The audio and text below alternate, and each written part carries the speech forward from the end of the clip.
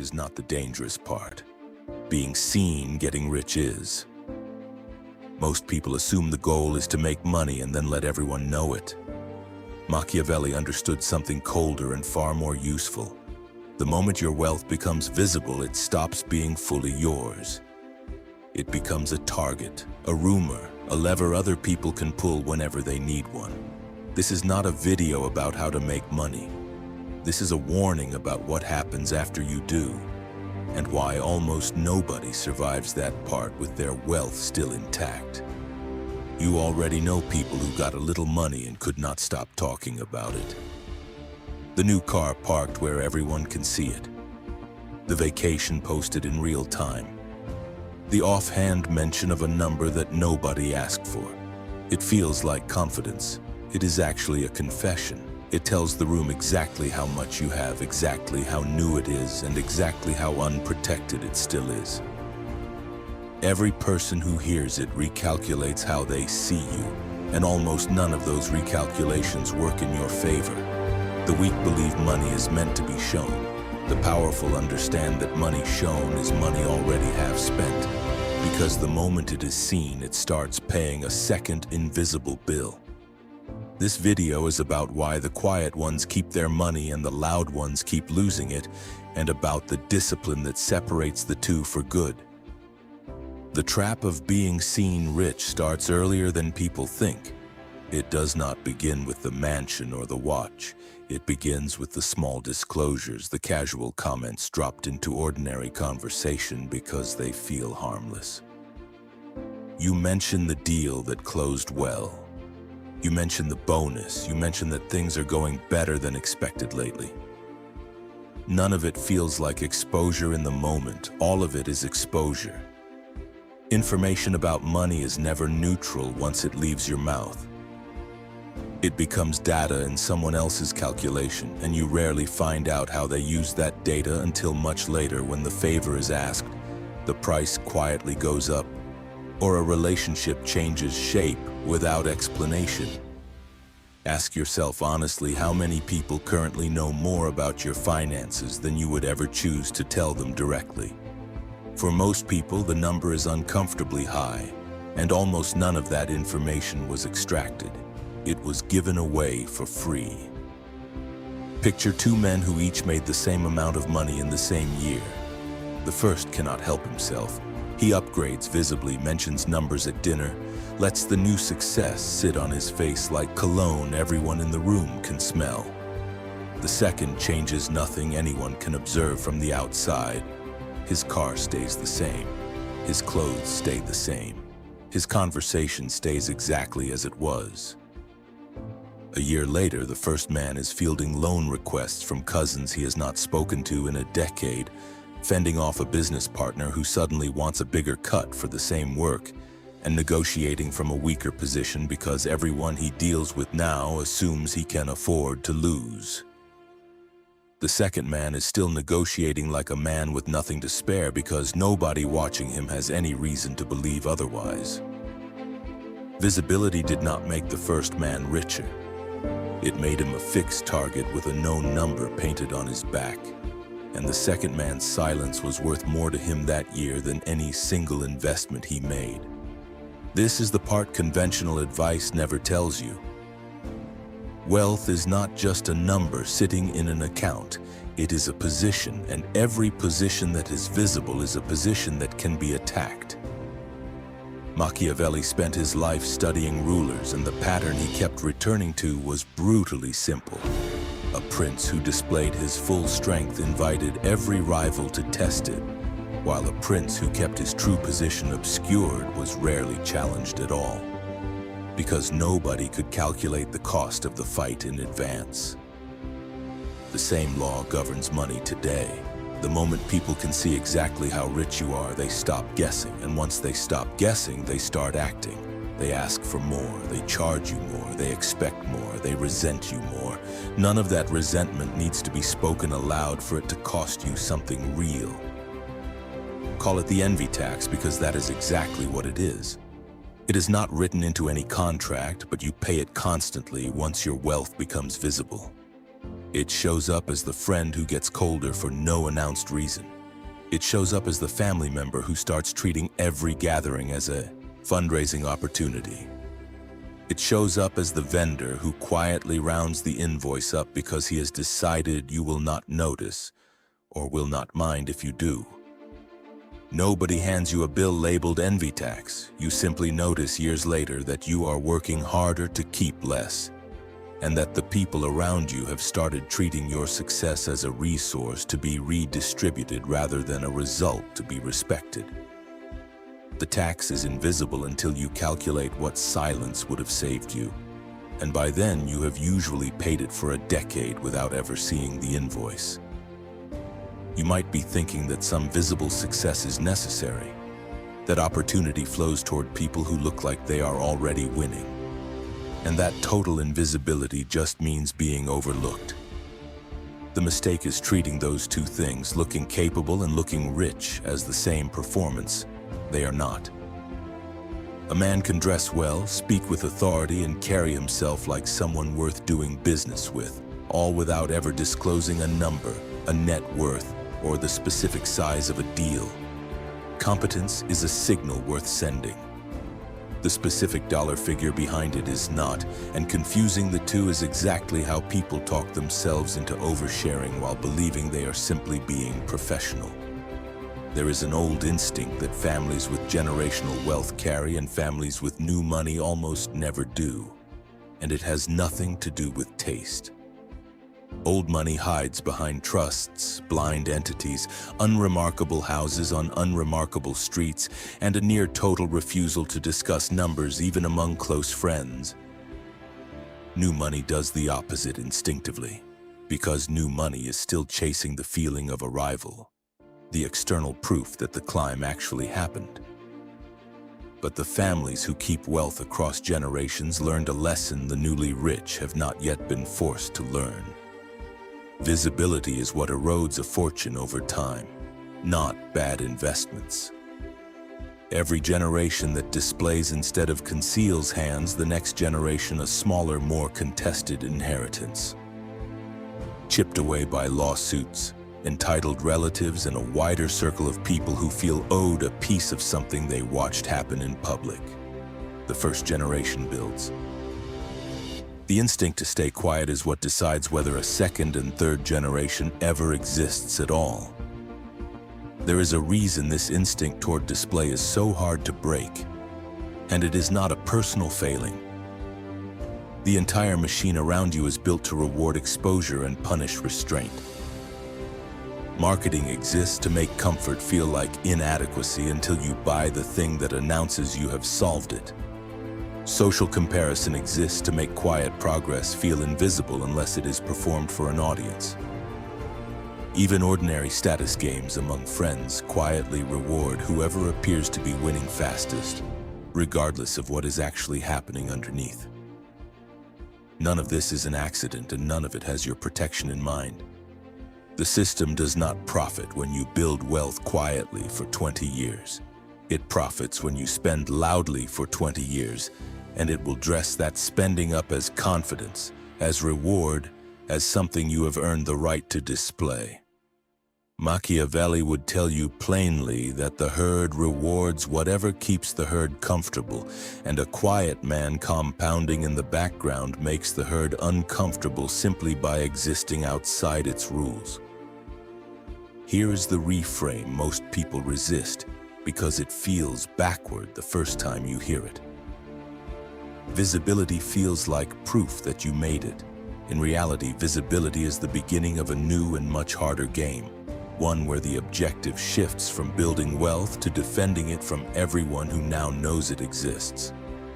The people who understand this stop optimizing for being seen as successful and start optimizing for staying successful, and those are not the same project.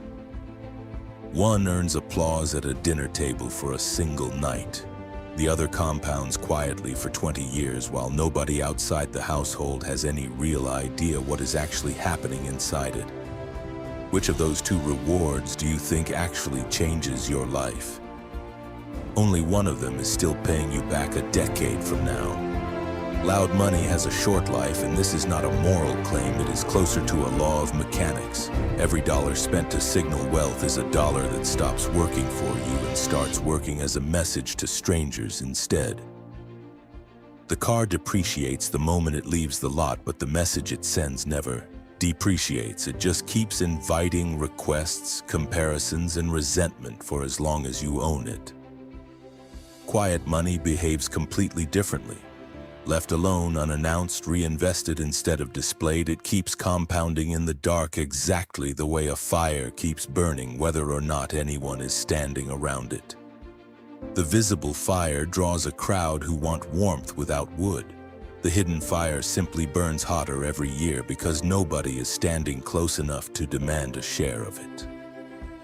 Modern life has built an entire machine for turning private success into public data, and most people walk straight into it without ever noticing the trade they are making. Every photo of a new purchase, every casual update about how well things are going, every small performance of success online is a deposit into a public ledger that never gets deleted and never stops being read.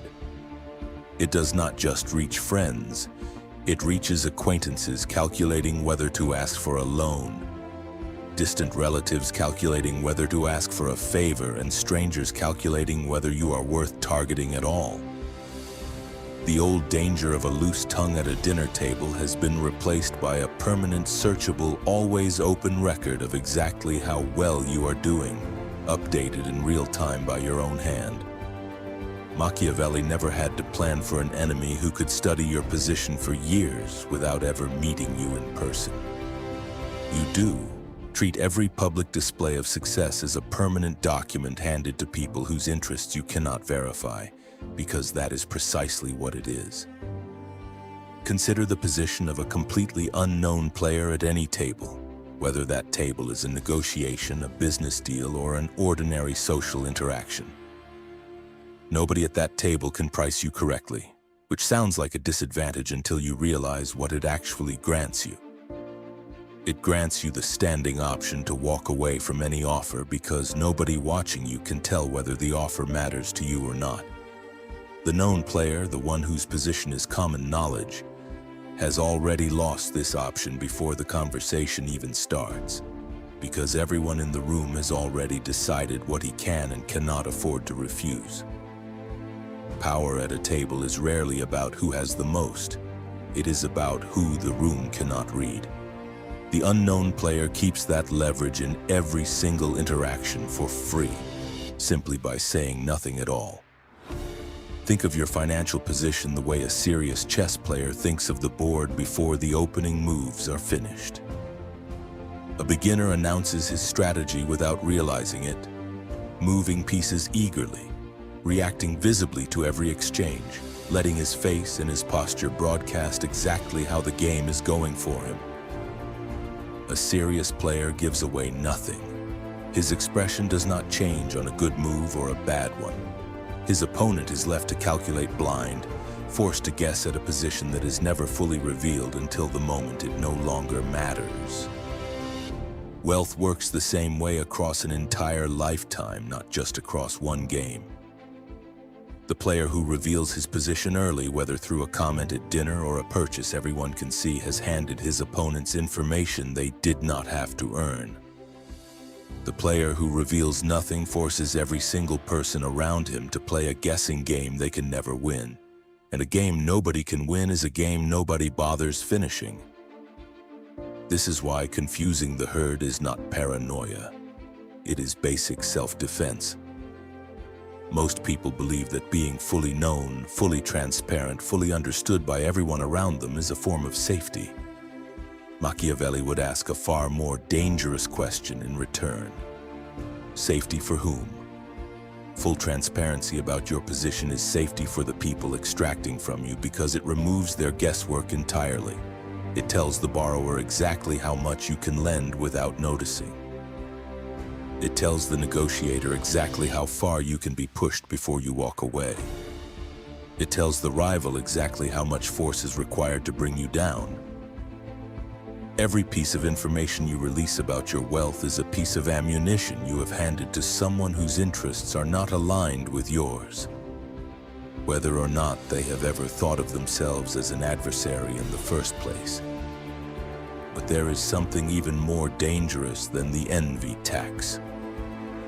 And it is the slow redefinition of who you are to the people around you. Once your wealth becomes visible, you stop being seen as a person and start being seen as a resource. Conversations change shape without anyone announcing it. Requests arrive dressed as concern. Opportunities arrive dressed as friendship. The moment the number is known, the relationship is never quite the same again, no matter how good your intentions or theirs. This is the real cost of exposure, and it is far larger than any single favor or any single loan. It is the quiet conversion of your entire social world into a queue of people calculating what they might be owed. There is a discipline underneath all of this, and it is not about deprivation. It is not about pretending to be poor or refusing every comfort you have honestly earned. It is about spending like a ghost while building like a king, which means your net worth and your visible footprint are allowed to diverge completely. The world sees a man who lives well but never loudly. Underneath that surface, the actual position, the actual number, the actual leverage stays entirely private, known only to the people who genuinely need to know it, which in most cases turns out to be nobody at all. This is not hiding out of shame. It is hiding out of strategy, the same way a general does not publish troop movements before a battle. Not because the troops are something to be ashamed of, but because the information itself is the weapon. The discipline of the closed mouth is harder than it sounds because nearly everything in modern life is engineered to reward disclosure instead. Attention rewards it. Status games reward it. Even ordinary friendship can start to feel like it requires it, because staying quiet about your success while others share theirs can feel like withholding, like coldness, like arrogance you did not intend. This is exactly the pressure Machiavelli would tell you to ignore. The people who need you to disclose your position are, whether they realize it or not, asking you to weaken it.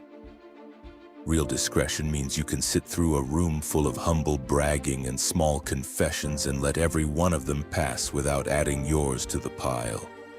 That silence costs you a small, temporary discomfort. Disclosure costs you leverage you cannot easily get back once it is gone. None of this means isolation, and it does not mean trusting no one. It means selective revelation. The deliberate choice of exactly who is allowed to see exactly how much, and exactly when they are allowed to see it.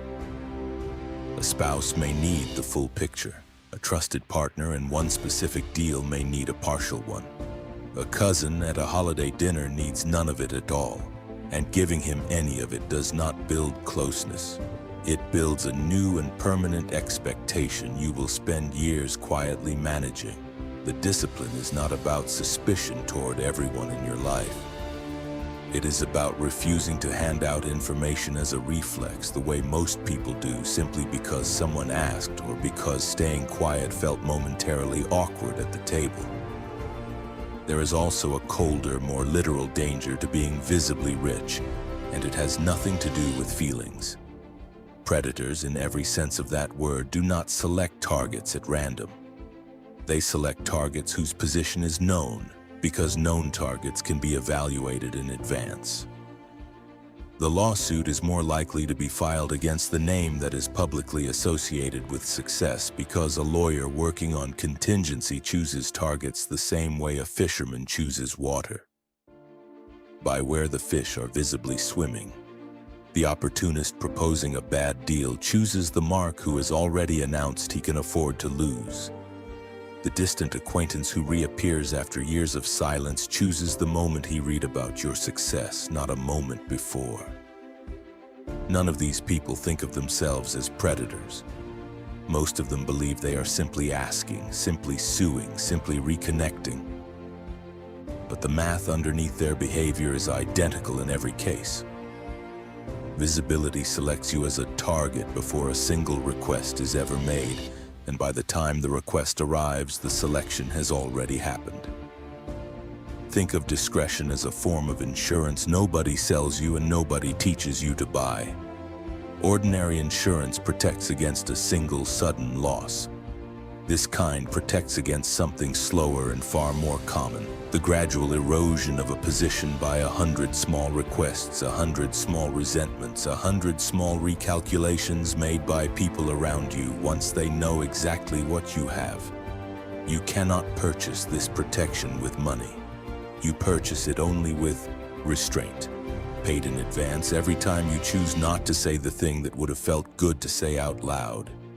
In practice, this discipline shows up in small, repeatable moments rather than one dramatic decision made once.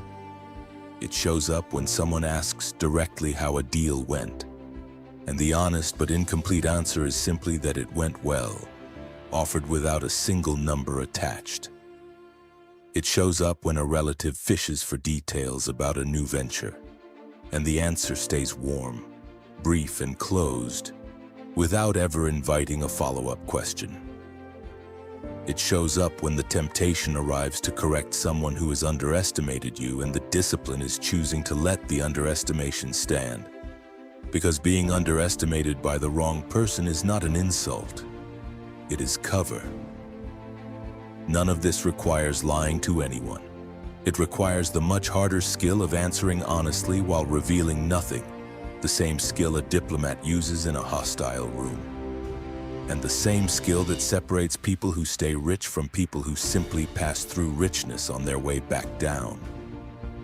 So what does silence actually buy you, once you commit to it as a discipline rather than a personality trait? It buys you negotiating leverage every single time money changes hands, because nobody across the table can price your walkaway point. It buys you protection from the slow erosion of relationships turning transactional, because nobody around you is quietly recalculating what they believe they are owed. It buys you time, because wealth left unannounced keeps compounding without interruption, without emergency withdrawals for other people's crises, without the constant low-grade tax of managing everyone else's reaction to your success. Most of all, it buys you the freedom to actually enjoy what you have built, instead of spending your years managing the optics of having built it. This same law governs far more than money, and once you notice it in one place, you will start seeing it everywhere. It governs influence, where the person whose true opinion is unknown holds more sway in a room than the person who has already declared exactly where he stands on everything. It governs negotiation of every kind, not just financial, where the party whose limits are unknown always negotiates from a stronger position than the party who has already revealed how far they will bend. It governs reputation itself, where a person who is fully legible, fully predictable, fully known in advance becomes easy to manage and easy to discount, while a person who keeps something back remains genuinely difficult to plan around. Machiavelli's entire body of work is, underneath the history and the politics, a study of exactly this one recurring truth. Whoever can be fully read can be fully managed. Wealth is simply the sharpest, most personal place most people will ever encounter that truth, because it is the one area where the temptation to be fully read feels, wrongly, like a reward instead of a risk. Most people will hear all of this and still choose visibility, because visibility feels good today and the cost of it arrives later, quietly, spread out over years in ways that are easy to misattribute to bad luck instead of exposure. That is exactly why this strategy still works for the few who use it. It is not a secret because it is complicated. It is a secret because almost nobody is willing to give up the applause long enough to keep what they have actually built. If this shifted the way you see money and visibility, then don't stop here, because what you've heard in this video is only the surface. There are deeper layers to psychology, influence, and wealth that simply can't be explored fully in one video. Not because they don't exist, but because most people aren't ready to hear them. That's why most stay average. If you're not one of them, then subscribe, because every video here is designed to sharpen your mindset, increase your value, and separate you from the crowd. No fluff, no noise, just strategy. Most people will watch this and move on. A few will stay and change. Decide which one you are.